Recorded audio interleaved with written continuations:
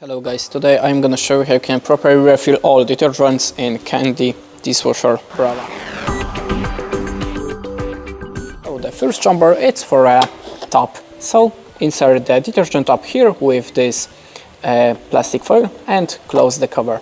The next one, it's a rinse aid. You can add the rinse aid into this hole and select the level of the dosage. And the last one, it's a salt storage. It's located inside the appliance, and you have to turn the cover to the left side to open it, and now you can refill the salt storage in this place. After that, close the top and lock in by turning to the right side. That's it. Thanks for watching. Leave us a like, recommend, and goodbye.